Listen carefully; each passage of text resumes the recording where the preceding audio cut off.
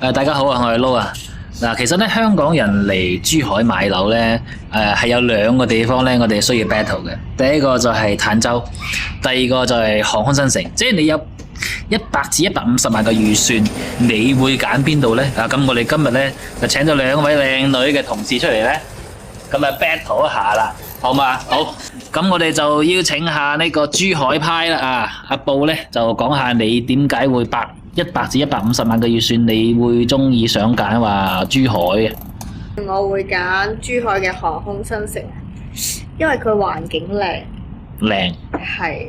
你150萬可以喺航空新城買到一間4房嘅1000尺豪宅。然後又有會所，然後出門口就係商場。因為佢個設計，航空新城佢個設計好得意嘅，佢所有嘅樓盤咧都係圍繞住一個中心，就係我哋嘅藝術中心，有圖書館啦，有商場啦，仲有你想要平時去交下社保啊，買賣樓嘅過戶交稅，全部都可以喺一個地方全部搞掂，即係好方便咯。方便，係啊，所以我覺得環境又靚，150萬左右又啱自己嘅預算，又喺珠海喎，咁我肯定揀航空新城啦。OK，咁我哋聽下我哋辯方嘅意見啦。我支持中山坦洲。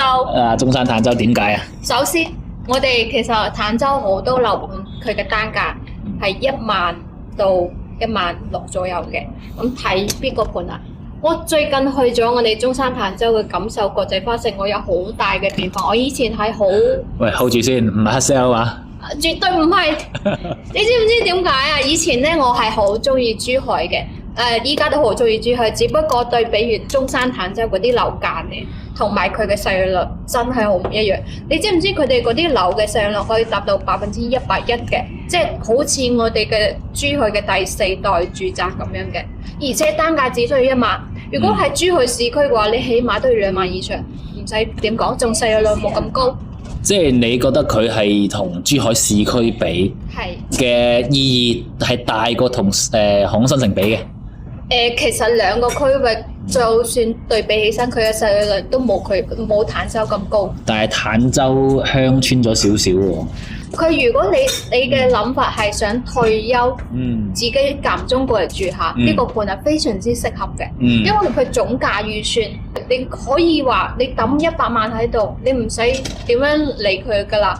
但係如果你好似航空新城嘅話，你可能需要100萬，多咗差唔多40-50萬咯，我哋估計。所以呢係唔一樣，而且從坦洲嗰度揸車去港珠澳大橋20分鐘。20分鐘我開過，所以好方便，而且佢嘅社區同埋食嘅嘢全部都好成熟。航空新城就唔一定啦。其實叫做咩咧？煙火氣息比較重。坦洲即係生活好方便。係啦，即係。你仲有直通巴喎，去到香港。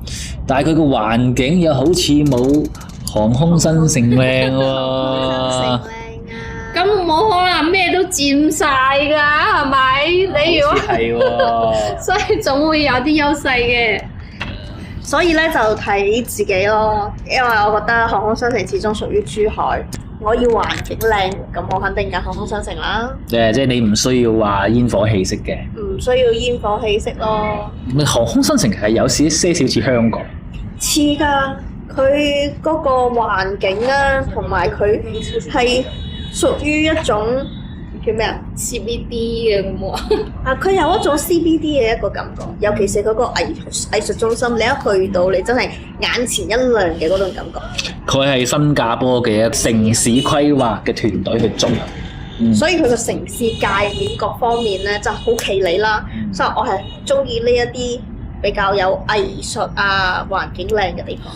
即係我由香港嚟大陸買到個似香港嘅地方，有街地種感覺。係啊，但係佢平喎，你攞150萬，你可以買到喺香港成500-600萬嘅感覺喎。係 OK，咁你咧就嗱，咁我總結下，我總結下啦嗱。你咧就係實用型嘅，你咧就係顏值派嘅，係嘛？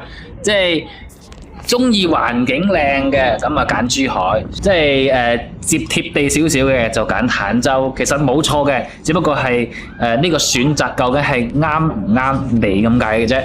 嗱，咁我哋顏值派同埋我哋呢個實用派嘅 battle 咧到此為止啦。咁啊，你有咩意見可以喺評論區話我知 PM 阿撈啦。